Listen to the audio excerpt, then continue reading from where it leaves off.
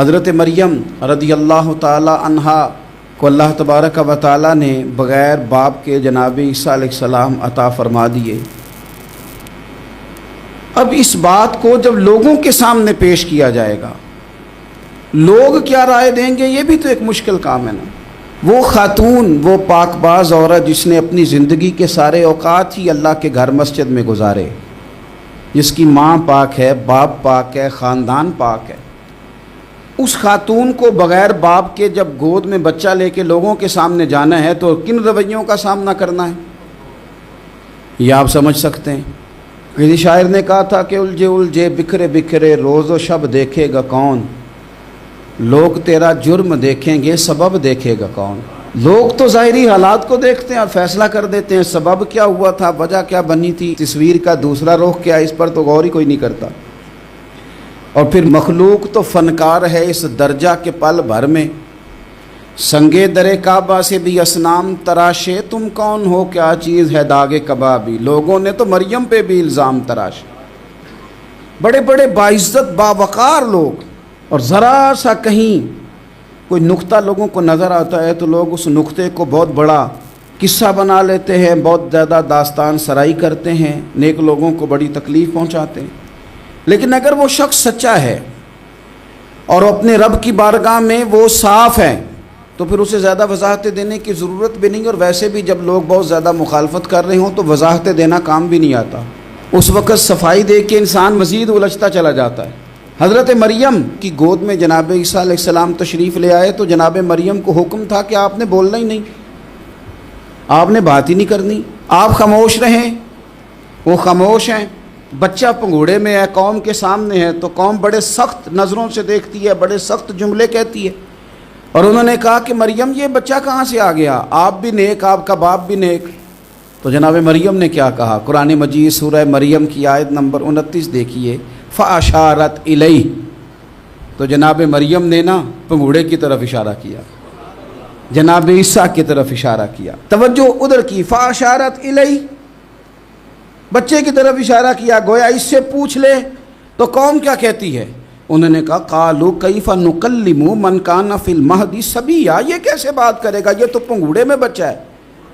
پنگوڑے میں بچے بھی کبھی بولے ہیں، وہ بولتے ہیں بھائی، پر جب رب چاہے، اور جب اللہ اپنے بندوں کو صاف کرنا چاہے، اور جب رب اپنے بندوں کی عزتوں کا محافظ بنے تو بچے پنگوڑوں میں بھی بولتے ہیں۔ جناب یوسف کے لیے بھی بولا تھا، جناب عیسیٰ بھی پنگوڑے میں بولے تھے، جناب جریج کے لیے بھی بولا تھا، بچے بولتے ہیں، لیکن کب، جب رب چاہے۔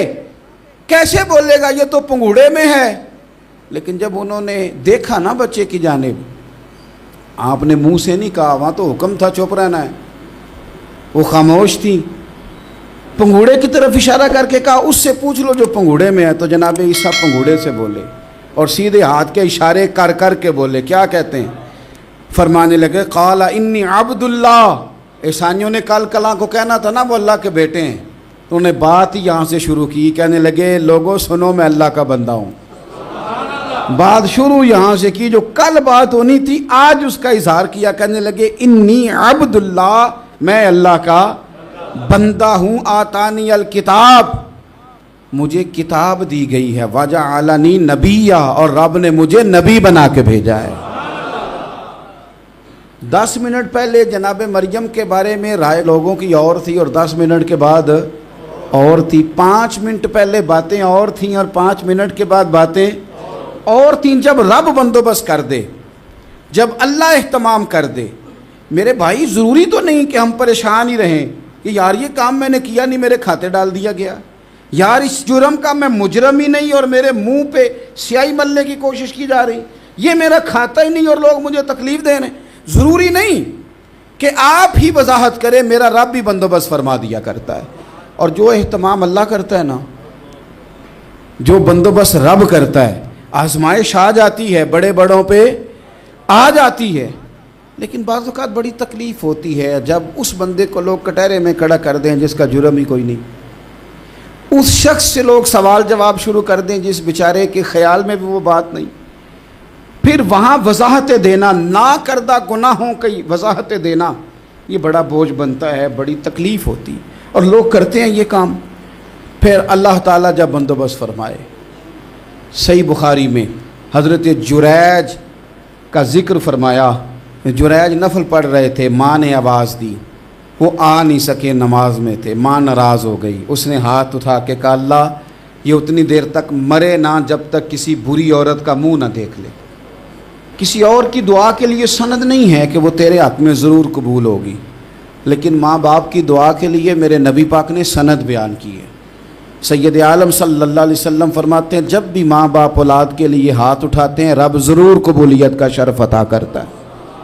تو جہاں سند موجود ہے نا، کچھ افتتاح ابا جی سے بھی کرا لینے چاہیے، کچھ کام شروع کرنے سے پہلے صرف اماں سے ہی دعا کرا لینی چاہیے، یہ والا افتتاح بھی بڑے کام کا ہے کیونکہ یہاں سند بیان کر دیا میرے نبی کریم۔ تو جناب جریج کی ماں ناراض ہو گئی، کہنے لگی اللہ اس نے میری بات نہیں سنی۔ اب تھے تو وہ نیک، لیکن رب کریم کی حکمت کا تقاضا ہے، ماں کی دعا کو بھی قبول کرنا تھا، اللہ نے آزمائش میں مبتلا کر دیا۔ والدہ تو چلی گئیں، وہ ایک خیمے میں، ایک کٹیا میں، ایک جھونپڑی میں عبادت کرتے تھے، اللہ کو یاد کرتے تھے، رب رب کرتے تھے، اور لوگ ان کی بڑی تعریف بھی کرتے تھے، لوگ ان کے ارادت مند بھی تھے، عقیدت مند بھی تھے، اہل محبت بھی تھے۔ ایک عورت آ گئی، بس وہ اللہ کی حکمت پوری ہونی تھی، اس نے آ کے پہلے تو انہیں اپنی طرف مائل کرنا چاہا، جب نہ مائل ہوئے تو الزام لگا دیا۔ یہ ہمارے دور کا تقاضا ہے، لوگ پہلے آپ کو اپنے حق میں قائل کرتے ہیں، اپنی فرما برداری میں لانا چاہتے ہیں، اگر آپ نہیں آتے تو پھر وہ آپ کو مجرم قرار دے دیتے ہیں، یا میرے ساتھ چل ورنہ پھر میں تیرے خلاف پراپوگنڈا کروں گا۔ دو ہی باتیں، پہلے اس نے قائل کیا، جب جناب جنیج قائل نہ ہوئے تو اس نے قریب ایک چرواہا تھا، اس چرواہے کے ساتھ جا کے منہ کالا کیا، مقررہ وقت پہ بچہ پیدا ہو گیا۔ لوگوں نے کہا کس کا ہے؟ کہنے لگی اس خانقاہ میں، اس حجرے میں عبادت کرنے والے کا ہے۔ اگر کسی دیندار پر ذرا سا بھی الزام لگ جائے تو آپ یقین کریں کہ بڑے بڑے خوفناک لوگ بھی نیک ہو جاتے ہیں، جن کا اپنا سارا ماضی کالا سیاہ ہو وہ بھی اجالوں کے راہبر بن جاتے ہیں، جن کی اپنی زبانیں ساری زندگی آلودہ رہی ہوں وہ بھی بڑے بڑے اعلیٰ سچ بولنے لگتے ہیں۔ اعلیٰ کچے میرے مکان کی دیوار کیا گری، لوگوں نے تو میرے صحن میں رستے ہی بنا لیے۔ بڑے لوگ آ جاتے ہیں، پھر بڑا کچھ کرتے ہیں اور بڑے بڑے خوفناک جملے کستے ہیں، بس کو نقطہ جو ہاتھ آ گیا، ایسے جیسے گرنے کا انتظار کر رہے تھے۔ اب جناب لوگ اٹھے، احتجاج شروع ہو گیا، شور پڑ گیا، یہ بابا بڑا نیک بنتا تھا، نفل پڑھتا تھا، عبادتیں کرتا تھا، دیکھو اس کا حال کیا ہے کہ اس نے ناجائز بچہ پیدا کیا۔ بغیر تحقیق کے میں کہہ چکا ہوں کہ الجھے الجھے بکھرے بکھرے روز و شب دیکھے گا کون، لوگ تیرا جرم دیکھیں گے سبب دیکھے گا کون، لوگ تیرا جرم دیکھیں گے سبب کوئی غور نہیں کرتا کہ وجہ کیا تھی۔ او بھائی کچھ تو مجبوریاں رہی ہوں گی، یوں ہی کوئی بے وفا نہیں ہوتا۔ الزام لگا دیا، شور ہوا، احتجاج ہوا، دنیا اکٹھی ہوئی، ان کا انہوں نے حجرہ گرا دیا، مارا بھی، پیٹا بھی، ایک نیک آدمی کو بدنام بھی کیا، برا بھلا بھی کہا، گالیاں بھی دی، جو کر سکتے تھے کیا۔ اب جب سزا دینے لگے نا تو جناب جریج کہنے لگے تھوڑی سی اجازت دیتے ہو، مار تو تم نے دینا ہی ہے۔ کہا جناب ٹھیک ہے دیتے ہیں۔ انہوں نے کہا صرف 2 نفل پڑھنے ہیں۔ اب وہ نفل پڑھ رہے تھے تو لوگ اس وقت بھی کہہ رہے تھے فراڈ ہی کر رہا ہے، دھوکہ ہی دے رہا ہے، چونکہ ذہن بن گیا نا، بدگمانی آ گئی۔ انہوں نے 2 نفل پڑھ کے ہاتھ اٹھائے، کہا اللہ جانا تو میں نے ہے، پر اس رسوائی کے ساتھ جنازے تک نہیں خراب ہو جاتے، قبریں تک نہیں لوگ بدنام کر دیتے، کہ اللہ جانا تو ہے پھر اس رسوائی کے ساتھ تو میری مدد فرما، اب تو میرا کیس تیری ہی عدالت میں ہے، تو رحمت کا دروازہ کھول۔ ہاتھ اٹھائے، دعا مانگی، نفل پڑھے، پورے مجمع پہ نظر دوڑائی، کوئی نہیں تھا سپورٹ کرنے والا۔ کل تک جو کہتے تھے نا تیرے لیے جیئیں گے، تیرے لیے مریں گے، ساری عمر ہی آٹا گدہ ہے، لکھاں کیتے نہیں پیڑے، اب وقت آیا ہی تے محمد بخشا کوئی نہیں ہو بیٹھا نیڑے، ایک بندہ بھی نہیں تھا ووٹر سپورٹر ساتھ دینے والا کوئی نہیں تھا۔ تو جناب جنیج بچے کی طرف اشارہ کر کے کہنے لگے کوئی نہیں بول رہا، تو ہی بول کے بتا دے تیرا باپ کون ہے، تو ہی بول کے بتا دے کون ہے۔ اللہ اکبر، میرا رب جب چاہے تو بچے بولتے ہیں، رب چاہے تو گونگے بولتے ہیں، رب جب چاہے تو پھر پتھر بھی بولتے ہیں۔ جب کہا نا تو ہی بتا تو بچہ بولا اور بول کے کہنے لگا میرا باپ جریج نہیں، میرا تو وہ ہے جو بکریاں چرانے والا ہے، وہ میرا باپ۔ جب رب کریم نے توفیق دی تو بچہ بول پڑا۔ جب رب بندوبست کرتا ہے کسی کی عزت کی حفاظت کا تو پھر کوئی اسے رسوا کر سکتا؟ یاد رکھنا، جب رب محافظ ہو تو پھر لوگوں کا پراپوگنڈا وہاں کچھ کر سکتا؟ لوگ کئی دفعہ بڑا گہرا جال بنتے ہیں، سازش کا رنگ بڑا گہرا ہوتا ہے، عام سادے آدمی اس کو سمجھ نہیں پاتے، اس پراپوگنڈے کا حصہ ہو جاتے ہیں، انہیں پتہ ہی نہیں چلتا یہ بات دراصل کیا کی جا رہی ہے۔ یہ کتنی گہری حسد کی آگ ہے جس کو لوگ بغض کے ساتھ ہوا دے رہے ہیں، اپنی عداوت کے ساتھ اس کو زیادہ جلا رہے ہیں۔ حضرت سیدنا عائشہ صدیقہ رضی اللہ تعالیٰ عنہ بیان کرتی ہیں، اور لطف کی بات یہ بھی بخاری میں موجود ہے۔ میں نے جناب جنید کا قصہ عرض کیا تو بخاری سے، یہ عرض کر رہا ہوں تو بخاری سے۔ یہ واقعہ میں حضور کی امت کے کسی ولی کا بیان کرتا تو لوگوں نے کہنا تھا ہماری سمجھ میں ہی نہیں آتا۔ بعض لوگوں کا خیال ہے کہ داتا صاحب کی کرامت بھی نبی پاک کی بیان کریں۔ او خدا کے بندوں کو خیال کرو، داتا صاحب تو کئی سو سال بعد آئے ہیں، وہاں اگر کوئی کرامت ہوگی تو حضور بیان کریں گے؟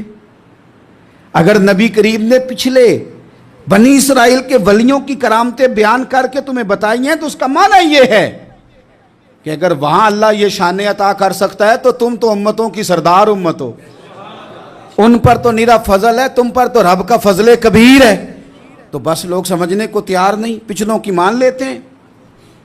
جناب آصف بن برخیہ کی کرامت جو سورہ نمل میں آئی وہ تو مانیں گے، پر غوث پاک کی کرامت یہ پتہ نہیں عجیب فلسفہ ہے، اور کس طرح کا فلسفہ ہے یہ سمجھ سے بالاتر ہے کہ بنی اسرائیل کا کوئی ولی ہو تو اس کی کرامت ہو سکتی ہے اور نبی پاک کی امت کا ہو تو اس کی ہو ہی نہیں سکتی۔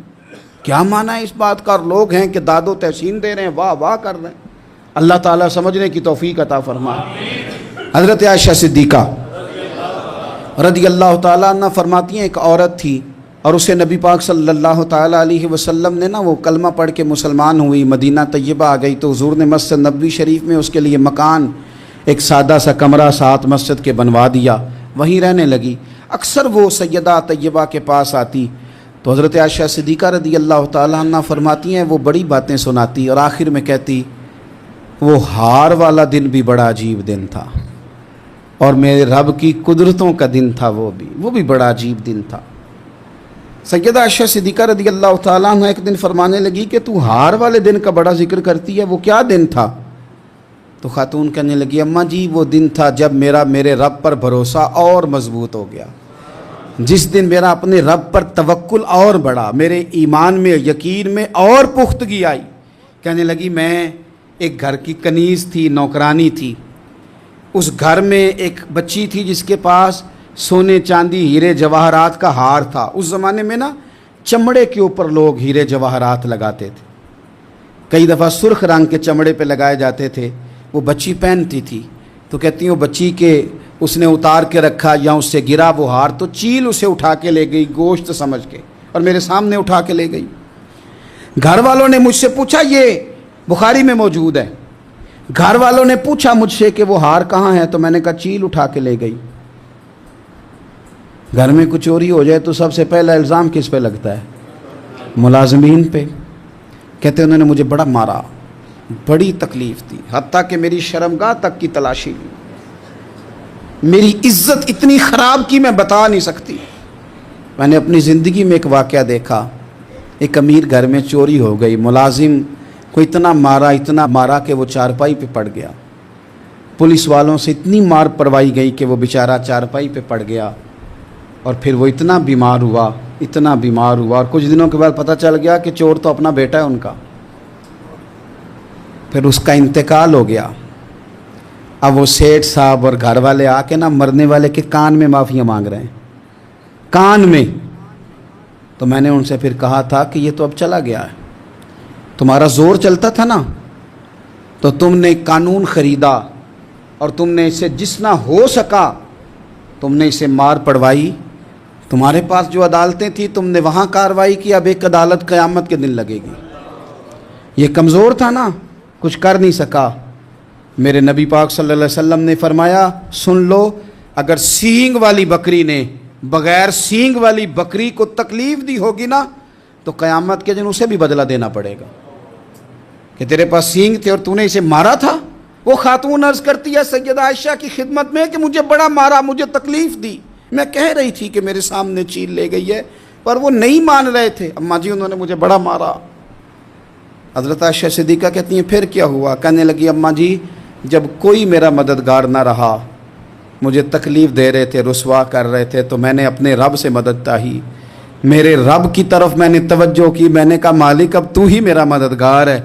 کہتی ہے وہ مجھے مار رہے تھے تو وہ چیل جو ہار لے گئی تھی وہی لے کے واپس آ گئی، اور ہمارے سروں کے قریب لا کے اس نے جب اس ہار کو پھینکا وہ مجھے چھوڑ کے سائیڈ پہ ہوئے، وہ میری بے گناہی جان گئے، لیکن آپ کو بتاؤں اس دن سے میرا اپنے رب پر یقین اور بڑھ گیا۔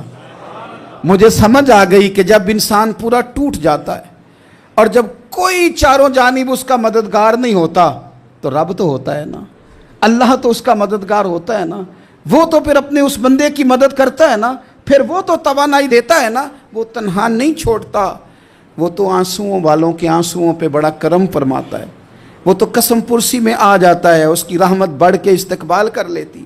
تو بھائی جب آپ پر اللہ کی حکمت کے تقاضے پورے ہونے لگیں اور زندگی میں کبھی کوئی ایسا وقت آئے کہ آپ محسوس کریں کہ تنہا رہ گئے ہیں اور کئی اپنے بھی مخالفین کی جماعت میں نظر آنے لگے ہیں، تو اس وقت پھر دل، روح، زبان اور ذہن کو یکجا کر کے سمجھ لینا کہ جب ساری دنیا ساتھ چھوڑ جاتی ہے تو رب کی رحمتیں اس وقت بھی ساتھ رہتی ہیں اور اللہ کی مدد اس وقت بھی بندے پہ کرم نوازی کرتی ہے۔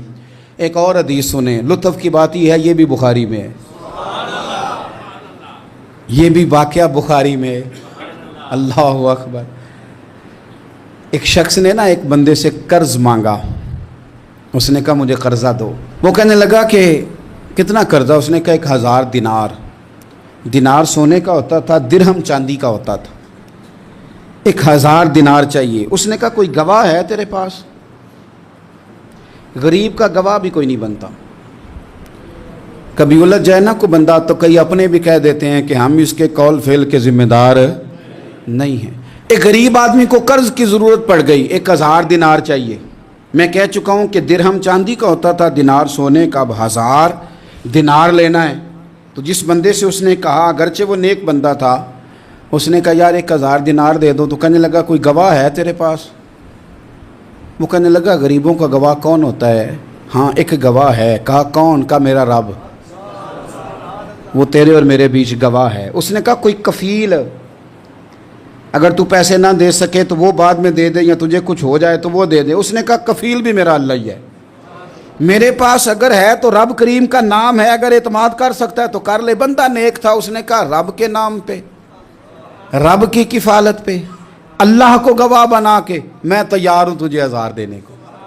اس نے 1000 دینار دے دیا، وقت واپسی کا طے ہو گیا، وہ چلا گیا پیسے لے کے۔ اس نے پوری محنت کی کہ میں نے وقت پہ پیسے لوٹانے، پوری محنت بھی کر لی، اللہ نے مدد بھی کر دی، پیسے بھی اس تاریخ کو اسے مل گئے۔ بعض لوگوں کا تو لوٹانے کا دل ہی نہیں نہ ہوتا۔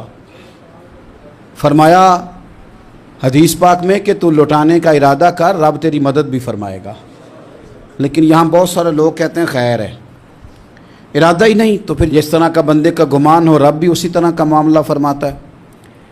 اس نے پیسے جمع بھی کر لیے اور واپس دینے کو تیار بھی ہو گیا، لیکن رستہ بحری جہاز کا تھا، کشتی کا تھا، دریا کے رستے واپس آنا تھا۔ اب وہ جب آ گیا دریا کے کنارے تو بڑی کوشش کی، پر وہاں اسے کوئی کشتی نہیں ملی۔ وقت پہ پیسے لوٹانے ہیں، سفر کرنا ہے، اب سواری میسر نہیں ہے۔ سوچ سوچ کے پریشان تھا کہ میں نے تو اللہ کے نام پہ لیے۔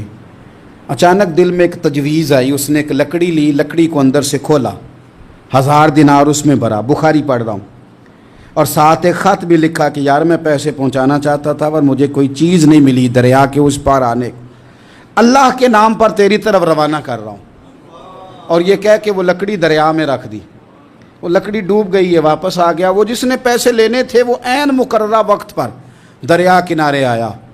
صبح سے سر شام تک اس نے انتظار کیا، دل ڈھلنے لگا تو دل میں خیال آ گیا کہ یار نہیں، اس نے دینا ہی نہیں، جھوٹا وعدہ کر گیا، پہنچا ہی نہیں وقت پہ۔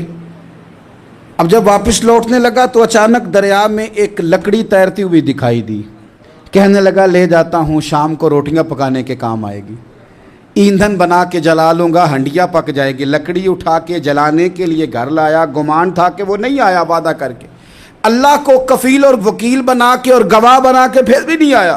لکڑی لے کے گھر گیا، بخاری ہے، اور جب اس کو چیرا نہ کہ میں اس کی آگ جلاؤں گا، کھولا تو اندر سے 1000 دینار بھی نکل آیا، خط بھی نکل آیا۔ اب ذرا سمجھنا، اس کے دل میں بات کس نے ڈالی کہ تو لکڑی میں پیسے ڈال دے؟ اللہ نے۔ اس بندے کو مقررہ وقت پہ کنارے بھیجا کس نے؟ لکڑی صرف اسی کے ہاتھ آئی تو یہ بندوبست کیا کس نے؟ اللہ نے۔ گھر جا کے چیری تو پیسے بحفاظت اس تک پہنچائے کس نے؟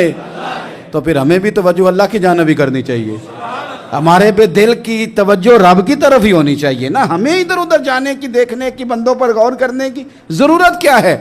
وہ پیسے پہنچ گئے، یہ وہاں اپنی جگہ پہ پریشان تھا، اس نے 1000 دینار اور جمع کیا۔ پھر دوبارہ ایک دن دریا کنارے آیا، کشتی مل گئی، بیٹھ کے اپنے اس بھائی کے پاس آیا، کہنے لگا دیکھنا مجھ پر بدگمان نہ ہونا، پیسے اس تاریخ کو بھی جمع کر لیے تھے، دریا پہ آیا تھا پر کشتی نہیں ملی تھی، پھر میں نے نا لکڑی میں ڈال کے خط ڈال کے تیری طرف بھیج بھی دیے تھے، لیکن آج میں پھر لے کے آ گیا ہوں۔ وہ کہنے لگا خوش ہو جا، جس رب کو تو نے میرا اور اپنا گواہ بنایا تھا اس رب نے میرے تک پہنچا بھی دیے ہیں۔ جب لوگ اللہ کو گواہ بناتے ہیں، رب کی جانب اپنی توجہ کرتے ہیں، اپنی چاہتوں، خواہشات اور اپنی ساری چٹھیاں اپنے رب کریم کی رحمت کی طرف روانہ کرتے ہیں، پھر اللہ اپنے بندوں کو مایوس نہیں کرتا، اللہ اپنے بندوں کو نواز دیتا ہے، اللہ تبارک و تعالیٰ اپنے بندوں پہ کرم نوازی کرتا ہے۔ او سنگیو، ساری امیدیں سیٹھوں، نوابوں، دنیا داروں سے کیوں وابستہ کرتے ہو؟ ساری توجہات کا مرکز کیوں ان لوگوں کو بناتے ہو جو تمہیں دنیا میں مضبوط نظر آتے ہیں؟ اپنی توجہات کا مرکز اپنے خدا کو بنائیے، اپنے مالک کی جانب اپنی ساری خواہشات کا رخ پھیر دیجئے، اپنی توجہات اپنے رب کی جانب کر لیجئے، وہ اپنے بندوں پہ بڑی کرم نوازی فرماتا ہے، وہ عزتوں کا بھی محافظ ہے، وہ پریشانیوں میں کرم نوازیاں فرمانے والا ہے، وہ ساتھ دینے والا ہے، وہ اس کی رحمت قریب آ کے بندے کو سہارا دیتی ہے، وہ اپنے فضل سے اپنے بندوں کی ہر مشکل میں دستگیری فرماتا ہے۔ اسیاں سے کبھی ہم نے کنارہ نہ کیا، اور تو نے بھی تو دل آزردہ ہمارا نہ کیا، ہم نے تو جہنم کی بہت کی تدبیر، پر مولا تیری رحمت نے گوارا نہ کیا۔ عدل کریں تے تھر تھر کمبن، اچیاں شانہ والے، تجھے تو فضل کریں تے بخشے جاون، میرے جے منہ کالے، آخر دعوایا ان الحمدللہ رب العالمین۔ انسان کو بہت سارے امراض لگ جاتے ہیں، جسمانی بیماریاں بھی ہوتی ہیں اور روحانی بیماریاں بھی ہوتی ہیں، عقیدے اور نظر اور فکر میں بھی بیماریاں ہوتی ہیں۔ دنیا میں کچھ لوگ دہریے ہیں، معاذ اللہ، اللہ کی ذات کے منکر۔ دنیا میں کچھ لوگ ایسے ہیں جو وقوع قیامت کے منکر۔ دنیا میں معاذ اللہ کچھ لوگ ایسے ہیں جو عذاب قبر کے انکاری۔ دنیا کے اندر آپ کو وہ لوگ بھی ملیں گے جو کہتے ہیں دنیا خود بخود وجود میں آ گئی۔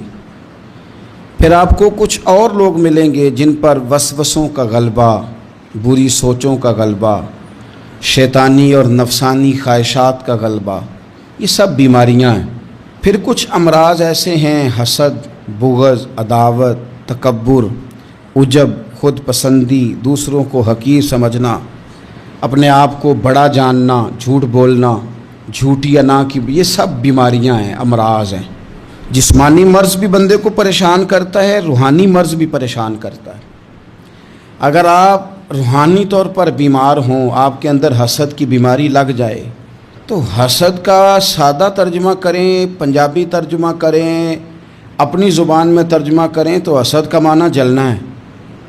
تو جس بندے کا اندر جل رہا ہو وہ سکون میں ہوتا ہے،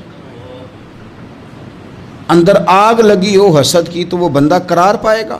بہت بڑی بیماری ہے، لوگ کہتے ہیں پتہ نہیں مجھے کیا ہے، پتہ ہے آپ کو پر آپ توجہ نہیں کر رہے۔ تکبر ایک بیماری ہے، तकब्बुर वाला बंदा दिल की जगह रोड़ा रख लेता है, पत्थर, तो अंदर बंदे का सख्त हो जाए। वो हमारे यहाँ लोग कहते हैं कि मेरी ना टांग में बड़ी दर्द है, तो पंजाबी कहते हैं खलियाँ पै गई हैं। वो क्या है जी? कहते हैं सख्त हो गई हैं टांगें, चला नहीं जाता। टांगें सख्त हो जाएं तो गुजारा नहीं होता, तो दिल सख्त हो जाए तो। अब मेरी बात को समझे, हमारे अंदर ना बीमारियां हैं, हम वो कुड़ते रहते हैं, वो जलते रहते हैं, वो तकब्बुर में आ जाते हैं, अदावत है, बुग़्ज़ है, कीना है, मानने को तैयार नहीं होते। यानी दुनिया में ये सारे लोग कह रहे हैं कि मुझसे हसद हो रहा है, ये कोई भी नहीं कह रहा कि मैं कर रहा हूँ हसद। तो अगर सब से हो रहा है तो वो बंदा कहाँ है जो कर रहा है? सब कहते हैं कि बड़ा तकब्बुर आ गया जी लोगों में, तो वो लोग किधर हैं जी जो तकब्बुर कर रहे हैं? वो भी, उसको भी तो मानना चाहिए ना मैं करता हूँ। तो ये सारी बीमारियाँ जिस्मानी, ब्लड प्रेशर, शुगर और हेपाटाइटिस और माज़अल्लाह कैंसर, और ये सब बीमारियाँ रूहानी भी जिस्मानी भी, तो या अल्लाह जाएँ किधर? फरमाया वनुनज़्ज़िलु मिनल कुरआनी मा हुआ शिफ़ाउन व रहमतुल लिल मुमिनीन। फरमाया मैंने जो तुम्हें कुरान अता फरमाया है ना, तो इसमें मोमिनों के लिए शिफा भी है और रहमत भी है। ये तुम्हारी तमाम बीमारियों की शिफा है इसमें, तमाम बीमारियों की। हम मरीज़ हैं, हमारी कुल शिफा कुरान पाक के साथ वाबस्ता है। और अगर सही तबीब तक बंदा ना जाए तो फिर वो सारी ज़िंदगी बेचारा उलझा रहता है, उसे कामयाब इलाज मुयस्सर नहीं आता। इसमें जिस्मानी, हज़रत आयशा सिद्दीक़ा रज़ी अल्लाह ताला अन्हा फरमाती हैं, मैंने नबी पाक सल्लल्लाहु ताला अलैहि वसल्लम को ना मर्ज़ विसाल तक देखा है, हुज़ूर के विसाल तक, कि हुज़ूर कुरान पाक की आखिरी 2 सूरतें पढ़ के सूरत फलक और नास अपने हाथों पे फूंकते थे, फिर जिस्म पे मलते थे। कुरान पाक में शिफा है। अब तो लोगों ने दम दरूद को ना इसको बड़ा हल्का सा काम समझ लिया। वैसे भी ये आमलों के हथे चढ़ गया, मलंगों के हथे चढ़ गया, कारोबार बन गया, तजारत बन गई। वरना कुरान पाक की आयात पढ़ी जाएं तो हुजूर ने फरमाया सूरह फातिहा में शिफा है, इसमें करम है। ये चीज़ें जो बड़ी हमारे लिए सूदमंद थी, फ़ायदा मंद थी, हम छोड़ गए। एक बड़ी खूबसूरत हदीस है, सुनिएगा। हज़रत अबू सईद खुदरी रज़ी अल्लाह ताला अन्हु हदीस के रावी हैं, बुखारी में मौजूद है। इरशाद फरमाते हैं कि हम एक सफ़र पे थे, वापस आ रहे थे, एक जगह रात को क़याम किया, सोना था, बस्ती थी। बस्ती के लोगों ने ना खाना पूछा ना पानी पूछा, कोई ज़ियाफ़त नहीं की। आधी रात का वक्त आया तो एक बंदा दौड़ा दौड़ा आया, कहने लगा हमारे सरदार को बिच्छू ने काट लिया है, तुम में से कोई बंदा दम दरूद कर लेता है? तो एक सहाबी कहने लगे कर तो लेते हैं, पर तुमने चूँकि हमें खाना पानी तक नहीं पूछा, तुम अगर दम कराओगे तो मुफ्त नहीं करेंगे। बुखारी पढ़ रहा हूँ, पैसे लगेंगे। कितने पैसे? बकरियों का एक रेवड़ पूरा। शारहीन ने लिखा 40 बकरियाँ। कितने दमा दियाँ?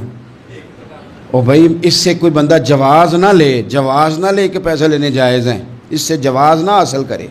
आप बात को समझें, पस मंज़र क्या है। पानी तक नहीं तुमने पूछा। कुछ लोगों का इलाज होता है, उन्होंने कहा पैसे लेंगे दम कर देंगे। सहाबी ने कहा, हज़रत अबू सईद खुदरी रज़ी अल्लाह ताला अन्हु फरमाते हैं वो चूँकि तंग थे, बिच्छू काट गया, और सरदार को कहा चल तो सही ना। वो सहाबी गए, सूरह फातिहा पढ़ के दम किया, और हदीस बुखारी से मैं आपको दिखाऊंगा। लोग कहते हैं दम किधर से आ गया? बुखारी पढ़ रहा हूँ, सही बुखारी। शिफा तो अल्लाह ने देनी है ना, रब करीम ने शिफा दे दी। बकरियां ले ली, आ गए जहां आराम कर रहे थे उस जगह। सहाबा में इख्तलाफ हो गया, कुछ कहने लगे बकरियां लेनी चाहिए थी, कुछ कहने लगे नहीं लेनी चाहिए थी। हज़रत अबू सईद खुदरी रज़ी अल्लाह ताला अन्हु फरमाते हैं फिर हमने फ़ैसला किया चुप करके सो जाओ, सुबह हुजूर की बारगाह में जाएंगे। अगर करीम ने कहा लेनी चाहिए थी फिर तो मौज बन गई, और अगर कहा नहीं लेनी चाहिए थी तो बकरियां हाँक के वापस कर जाएंगे। मसला क्या है? कहते हैं सुबह गए हुजूर की बारगाह में, जाके मसला अर्ज़ किया, या रसूलल्लाह उन्होंने भी पानी कोई नहीं पूछा था, हमने भी कहा दम करेंगे तो पैसे लेंगे, तो हमने ये बकरियां ली हैं। शारहीन लिखते हैं 40 थी शायद। तो या रसूलल्लाह अब क्या करें? हुजूर मुस्कुराने लगे, हुजूर मुस्कुराने लगे। जिसके गुच्छे से लच्छे जड़े नूर के, उन सितारों की नुज़हत पे लाखों सलाम, और जिसकी तस्कीन से रोते हुए हंस पड़े, उस तबस्सुम की आदत पे लाखों सलाम, और उनकी बातों की लज्जत पे बेहद दुरूद। ان کے خطبے کی ہیبت پہ لاکھوں سلام۔ حضور مسکرانے لگے اور مسکرا کے پوچھا اچھا پڑھا کیا تھا؟ یا رسول اللہ سورہ فاتحہ۔ فرمایا سکھائی کس نے تھی؟ کہا یا رسول اللہ آپ نے۔ فرمایا پھر آدھی بکریاں میری ہیں آدھی تمہاری ہیں، پر میرا حصہ نکالو نا بھائی۔ تو قرآن پاک میں شفا ہے، قرآن حکیم میں بڑے سے بڑا مجرم ہو، کافر ہو، فاسق ہو، ایک حدیث مشکات میں موجود ہے، اس کو آپ نے دل پہ لکھ لینا ہے چونکہ معاملہ دل کا ہے۔ نبی پاک صلی اللہ تعالیٰ علیہ وسلم نے فرمایا جس طرح بارش میں پڑے لوہے کو زنگ لگ جاتا ہے اس طرح دل کو زنگ لگ جاتا ہے۔ تو کہتا ہے میں بور ہو رہا ہوں پتہ نہیں کیا ہے، اور زنگ لگ گیا دل کو۔ تو کہتا ہے جناب میں پتہ نہیں سارا کچھ ہے پر دل پریشان ہو، بھئی اس کو زنگ لگ گیا ہے۔ ہم کہتے ہیں یار پتہ نہیں کیا بات ہے پریشانی ہو، بھئی دل کو زنگ لگ گیا ہے۔ کریم فرمانے لگے جس طرح بارش میں پڑے لوہے کو زنگ لگ جاتا ہے اس طرح دلوں کو بھی زنگ لگ جاتا ہے۔ حضور دل کو زنگ لگ جائے تو کیا کریں؟ تو حضور فرمانے لگے ایک موت کو یاد کرو اور ایک قرآن پاک کی تلاوت کیا کرو، قرآن تمہیں زنگ سے شفا دے دے گا، اس کو پڑھو گے تو تمہیں لطف آئے گا۔ اور قرآن پاک کو نا جب بندہ پڑھتا ہے نا تو حضرت مولا علی شیر خدا نے فرمایا تھا قرآن پاک کبھی پرانا نہیں ہوگا، جب بھی پڑھو گے نیا مزہ ہی آئے گا، نیا سرور ہی آئے گا، نئی کیفی۔ بڑے بڑے کٹر کافر قرآن پاک سنتے تھے نا۔ ایک دن عتبہ کہنے لگا ابو جہل سے اور دیگر لوگوں سے کہ بڑی ہو گئی لڑائی، بڑی ہو گئی بحث، اس طرح کرتا ہوں میں جا کے نا تو محمد ابن عبداللہ صلی اللہ میں جا کے بات کرتا ہوں حضور سے۔ عتبہ آ گیا کہنے لگا میں مذاکرات کرتا ہوں۔ صاحب نے کہا چل تو سیاںا آدمی ہے سمجھدار ہے چلا جا۔ جا کے نا تو وہی باتیں جو وہ ہمیشہ کرتے تھے نبی کریم علیہ السلام سے کہنے لگا ہم سارے آپس میں ہیں، برادری ہے، قبیلہ ہے، ایک شہر ہے، پھر بھی لڑائیاں شروع ہو گئی ہیں۔ جو آپ کا کلمہ پڑھتے ہیں وہ الگ ہو گئے، جو ہمارے معاذ اللہ طریقے پہ ہیں وہ الگ ہیں، تو کوئی بات چیت نہ کر لیں بیٹھ کے۔ تو حضور نے فرمایا کرو نا۔ کہنے لگا اگر آپ سرداری چاہتے ہیں تو ہم دیتے ہیں، اور اگر آپ مال و دولت چاہتے ہیں تو معاذ اللہ ہم دیتے ہیں، جو آپ کہتے ہیں ہم کرتے ہیں۔ کسی طرح کا بھی آپ کا مطالبہ ہے تو ہم پورا کرنے کو تیار ہیں، تو آپ بتا دیں ہم وہ کر دیتے ہیں۔ وہ بڑی اس نے لمبی چوڑی تقریر کی، جتنی آفریں گنا سکتا تھا گنوائیں۔ کریم خاموش رہے۔ جب اس کی بات پوری ہو گئی تو حضور فرمانے لگے میں بھی کچھ بولوں؟ کہنے لگا بولیں۔ میرے نبی پاک نے قرآن پاک پڑھنا شروع کر دیا، چند آیتیں پڑھی، کھڑا تھا بیٹھ گیا، پھر اٹھ پڑا، کبھی ادھر جاتا ہے کبھی ادھر آتا ہے۔ حضور نے تلاوت ختم کی، کہا کوئی بات کرنی ہے؟ کہنے لگا نہیں مجھے اجازت دے دے۔ واپس گیا، جب گیا نا تو ابو جہل دور سے دیکھ کے کہنے لگا جو گیا تھا وہ تو عتبہ تھا، اور یہ جو آ رہا ہے یہ کوئی اور ہے، یہ کوئی اور ہے، یہ وہ نہیں ہے جو گیا تھا۔ واپس آیا تو کہا کیا طے ہوا؟ کہنے لگا یار طے کیا کرنا ہے، میں نے شاعر بھی دیکھے، کاہن بھی دیکھے، جادوگر بھی دیکھے، میں نے زمانہ گھوما ہے، پر جو قرآن وہ پڑھتے ہیں وہ بندے کا کلام نہیں، وہ رب کریم کا ہی کلام ہے، وہ اللہ کا کلام ہے۔ تم نہیں مقابلہ کر سکتے، تم باز آ جاؤ، وہ تمہارے بس کی بات نہیں۔ تیرے آگے ہیں یوں دبے لچے فصحا عرب کے بڑے بڑے، کوئی جان منہ میں زبان نہیں بلکہ جسم میں جان نہیں، اور کروں تیرے نام پہ جان فدا، نہ بس ایک جان دو جہاں فدا، میرا دو جہاں سے بھی نہیں جی بھرا، میں کروں کیا کروڑوں جہاں نہیں۔ طفیل بن عمر دوسی مکہ شریف آئے تجارت کے لیے، پہلے بھی آیا کرتے تھے، کہتے ہیں میں بہترین شاعر تھا، مکے آیا سامان بیچتا تھا، کچھ خرید کے لے جاتا تھا۔ ابو جہل مجھے کہنے لگا تو ہمارا دوست ہے، پرانا سجن ہے، تیرا آنا جانا ہے، اور تجھے یہاں اس شہر میں چونکہ تو ہمارا مہمان ہے تو ہر بات سے آگاہ کرنا ہمارا ذمہ داری ہے۔ یہاں ایک شخص ہے محمد ابن عبداللہ، محمد ابن عبداللہ صلی اللہ تعالی علیہ وسلم اعلان نبوت کرتے ہیں، اور معاذ اللہ شاعر ہیں، جادوگر ہیں، ان کی تو نے بات نہیں سننی۔ کہتا میں نے کہا مجھے کیا ضرورت ہے، میں نے چند ہفتے ٹھہرنا ہے، مال بیچنا ہے، کچھ خریدنا چلے جانا ہے، مجھے کیا ضرورت ہے؟ کہا اچھا میں نہیں سنوں گا بات۔ کہتا مجھے نظر آئے کئی دفعہ حضور، اور جہاں حضور ہوتے تھے میں قریب ہی نہیں جاتا تھا. کہتے ہیں ایک دن نا حرم شریف میں سادے سے کپڑے اور پاؤں میں سونے جوتے اور سر پہ یوں امامہ کے جیسے فرشتے بھی جھک جھک کے زیارت کرتے ہیں. کہتے ہیں کہ نور بھری کیفیات حضور تشریف لائے اور تشریف لا کے رسول کائنات علیہ السلام حرم کعبہ کے ساتھ ٹیک لگا کے بیٹھ گئے. سر سے لے کر پاؤں تک تنویر ہی تنویر ہے. حضور تشریف فرما ہوئے قرآن پاک پڑھنے لگے. میں جب حضور کے قریب سے گزرتا تھا تو کانوں میں روئی دے کے گزرتا تھا، پر طفیل کہتے ہیں آج نا تھوڑی سی آواز میرے کانوں میں گئی، قرآن پڑھا محبوب نے. اور ویسے بھی کیا کمال ہوگا جب یاسین والے نبی خود یاسین پڑھتے ہوں، جب طٰہٰ والے نبی اپنی زبان سے طٰہٰ کی تلاوت کرتے. وَالضُّحَىٰ وَاللَّيْلِ اِذَا سَجَىٰ جن کے بارے میں آیا جب وہ تلاوت کرتے ہوں. الم نشرح لک صدرک جن کے سینے کی تعریف اللہ نے کی، جب وہ ان آیتوں کی تلاوت کرتے ہوں گے تو کیا شان ہوگی. جن کو رب کہے وَلَسَوْفَ يُؤْتِيكَ رَبُّكَ فَتَرْضَىٰ حبیب تجھے اتنا دوں گا کہ تو راضی ہو جائے گا. تو جب حضور خود یہ آیتیں پڑھتے ہوں گے تو انداز کیا ہوتا ہوگا. کہتے ہیں وہ تھوڑی آیتیں سنی پر قربان جائیں میرا تو کوئی دل ہی بدل گیا. میں بڑا بہترین شاعر تھا، لفظوں کے تراشے مجھے خوب آتے تھے، الفاظ کے بام و در سے میں آگاہ تھا، اچھا ادب میں جانتا تھا، پر میں نے کہا یہ کلام، یہ انداز، لو انزلنا ھذا القرآن علی جبل لرأیتہ خاشعا متصدعا من خشیۃ اللہ، یہ انداز پتھروں پہاڑوں پہ جائے تو وہ ریزہ ریزہ ہو جائیں.